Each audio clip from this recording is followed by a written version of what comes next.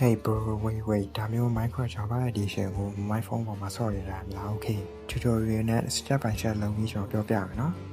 ကဲအချိန်ဆွဲပဲစလိုက်အောင်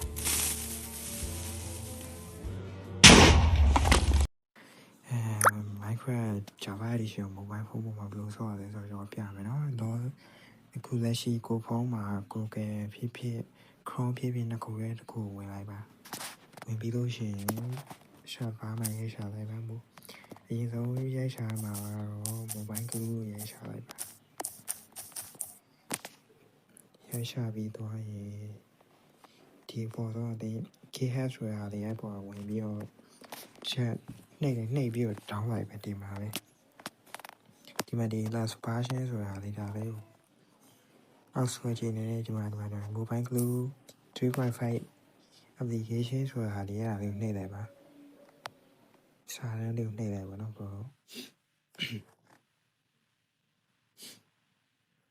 ခဏဆောက်လိုက်ပါလောလေးရမှာရပါပြီဒီမှာ download all the way ဆိုတာကိုနှိပ်လိုက်ပါအဲ့ဒါလို့ရှိရင် mobile glue လေးတောင်းပြီးသားဖြစ်တော့ပါလိမ့်မယ်နောက်ပြီးရင်တော့နောက်တစ်ခုတောင်းရမှာတော့ဗာလဲဆိုတော့ရှေ့ကြီးလမ်းချပေါ့နော်ဒီကောင်လေးတောင်းနေတော့ဒီကောင်လေးတောင်းလိုက်ပါခုနအတိုင်းပဲအောက်ကိုနေဆွဲပြီးလို့ရှိရင်ဒီမှာလက်ဆိုတာလေးအားလေးချက်နေလိုက်ပါပြီးလို့ရှိရင်ဒီအပေါ်တော့ဟာလေးနေလိုက်ပါဒီချိန်လိုက်ဒါလေးနေပြီးဒီမှာတောင်းတော့ဝေးထပ်နေလိုက်ပါOkay ဒီမှာ download လေးရှင်နေပြီးဒီမှာကြည့်လိုက်ပါမှာ down ထားတာလေ bro down ပြီးဆို install လိုက်ပါပြီးလို့ရှိရင်တော့ပါလိုက်မယ်နော်ပြန်ထွက်လိုက်မယ်ပေါ့ဒီမှာပြီးလို့ရှိရင် mobile glue ရဝင်လိုက်ပါဝင်ပြီးလို့ရှိရင်ဒီမှာ Moravana တင်ဆွဲဟာတစ်ချက်နေလိုက်ပြီးရင် permission လေးကို off on လိုက်ပါနောက်ပြီးလို့ရှိရင်ဒီမှာဒါလေးရလာပါလိမ့်မယ် Okay ဒီလိုမျိုးလေးပေါ်လာပြီဆိုလို့ရှိရင်ဒီပေါ်တော့ setting လေး UNJS OpenGL ES driver ဆိုတဲ့ဟာလေးကိုဖွင့်လိုက်ပြီးဒီမှာ OpenGL AR setting ဆိုတဲ့ဟာလေးကိုဒီမှာအောက်ဆုံးဟာလေးထားမယ်ပြီးလို့ရှိရင်ဒီဟာကြီးဒါရတော့ရမ်းရေးမကြည့်ဘူးတကယ်လို့ဖွင့်ကျင်တယ်ဆိုတော့ဒီတစ်ခုဖွင့်လို့ရတယ်4.6 လောက်ထားပြီးတော့ပြီးဒီအောက်က setting လေးကိုထားလိုက်ပါနော်နောက်ပြီးထွက်ပြီးလို့ရှိရင်စီကျန်လန်ချားသွားမယ်ရောက်ပြီးဆိုရှင်ဒီမှာအခု install ဆိုတဲ့ဟာတစ်ချက်နေလိုက်နေပြီးခဏဆောင်လိုက်ပါဒါလေးပြီးရည်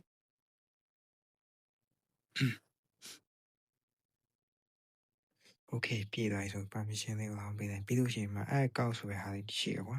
အဲ့ဒါနေလိုက်နေပြီးလို့ရှိရင်မှာ offline ကောက်နေပြီဆိုတော့ကြရမှာအဲ့ဒီမှာကြိုက်တဲ့နာမည်ရေးကိုရှောက်ရေးဖို့ရှုံးပြီး login တစ်ချက်နေလိုက်ပြီးပြန်ပတ်ပြီးဒီမှာ no version install ဆိုတာအဲ့လေးကိုဒီမှာ install new version လေးနှိပ်ပြီးတော့ကိုကြိုက်တဲ့ version တစ်ခု down လိုက်ပေါ့ကျွန်တော်တော့ဒီဟိုဟာလေးပဲ down 1.21 လေး down လိုက်ပြီးဒီမှာ favorite ဆိုတဲ့ဟာလေး favorite ကိုနှိပ်ပြီးလို့ရှိရင်ဒီလောက်ပဲထား0.60.40 အဲ့တော့ပဲထားတကယ်လို့ version မြင့်နေဆိုလို့ရှိရင်ဒီ3လောက်သွားလိုက်ကွာဒီလောက် 0.83 လောက်သွားလိုက်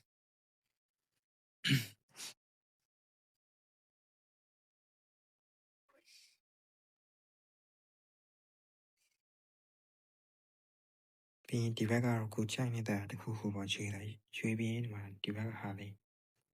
ဒီတောင်းတဲ့ဟာလေးနဲ့တောင်းလိုက် Okay bro ကျွန်တော်တောင်းပြီးသွားဖြစ်ပါတယ်အဲ့တော့ပါဆက်လုပ်ပါမယ်ကျွန်တော်ပြောပြပါမယ်ရေဆုံးအနေနဲ့ဒီမှာဒီ Minecraft logo ပါတဲ့ဟာလေးအဲ့ဒီရှင်းနေတယ်နှိပ်ပြီးတော့ရှင်းဒီမှာ 1.21.5 break ကိုပေါ်နေနေမှာလေးနေတယ် pro ပုံထဲမှာဆိုရင်တော့ pro version တိုင်းမူတည်ပြီးတော့ fabric ဆိုပါရပါတော့အပြင်တော့တစ်ချက်ပြန်ထွက်လိုက်ပြီးထွက်ပြီးတော့ရှိရင်ဒီဘက်မှာ setting လေးရှိဒီဘက်တောင်းလေးမှာ setting ကိုရှင်းနေတယ် နေပြီးတော့ဒီမှာဒီပေါ်ဆုံးဟာ render ဆွဲထားမှာ mobile glue ဆွဲထားပြီးရွှေ့လိုက်ရွှေ့ပြီးလို့ရှိရင်ဒီမှာ resolution scaling ဆိုတဲ့ဟာလေးတွေ့ဒီမှာထားပြီး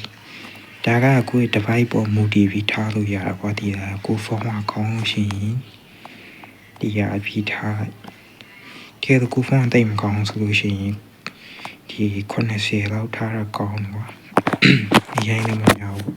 ပြီးဒီအောက်က performance တွေအကုန်ဖွင့်ထားလိုက်ကွာဒါရအကုန်ဖွင့်နေဒီအောက်ကငါခုလုံးမှာဖွင့်ထားလိုက်ဖွင့်ပြီးထပ်ပြီးပတ်မယ်ပြန်ထွက်မယ်ကွာထွက်ပြီးလို့ရှိရင်ဒီမှာဒီကတောင်းတဲ့နေရာရောက်လာတယ်မရောက်လို့ရှိရင်ဒီပေါ်ဆုံးတောင်းလို့မှုဆိုတာလေးရှိကွာအမှကဒီမှာ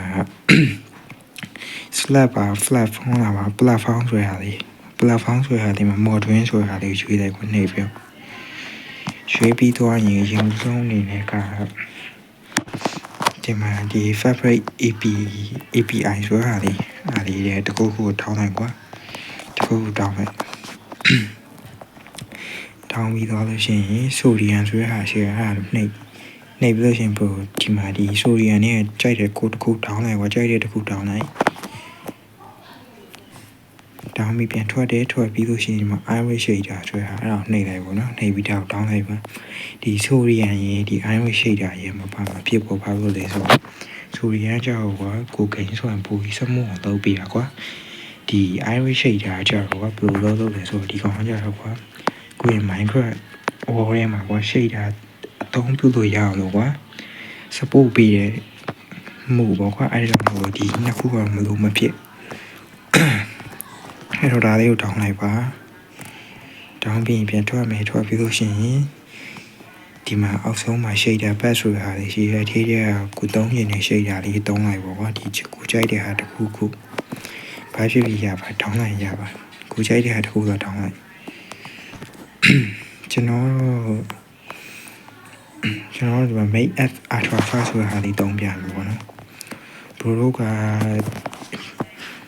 ဖုန်းအပေါ်မူတည်ပြီးတော့သုံးလို့ရပါဒါပေမဲ့ဒီ complementary တို့ဒီ PSN တို့ကကျတော့ကိုဖုန်းကကွာကောင်းလို့ဆိုဖို့ဟိုဖြစ်ပါတယ်ဒါပေမဲ့လည်းဖုန်းမကောင်းလို့ရှိရင်တော့မှအဲ့ဒီ shader setting ထဲမှာလို့တော့ထားလိုက်လို့ရှိရင်30လောက်တော့အပြည့်အတက်တယ်ရောစကားမများပဲဂိမ်းနဲ့တွားလိုက်ပြီပြန်ထွက်ပြီးဒီမှာ lamp game ဆိုတဲ့ဟာဒီအဲ့ဒါလေးနှိပ်လိုက်အောင်ပဲဟိုပြန်ထွက်ပြီးရင်ရှင်းခဲ့ player နဲ့တွားပြီးလို့ရှိရင် creation wall နှိပ်တာ wall ဆိုတာလေးနှိပ်တယ်ဒါကို wall ပြီးကျွဲတောင်း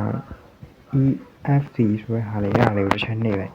ညလို့ရှိရင် organization နဲ့တွားပြီးလို့ရှိရင် video setting နဲ့ဝင်ပြီး shader ပတ်တဲ့တွားပြီး PSN shader ယူလိုက်ကျွန်တော် okay ပြီး apply နေလိုက်ပါ okay ပေါ်လာပြီနော် yes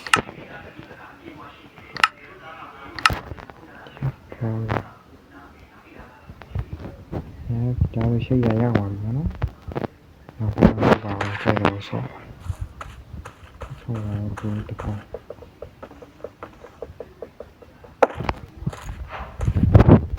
Okay အားလုံးပဲတက်တာပါဗျာတကယ်တော့ဒီလိုကြောင်းနေတဲ့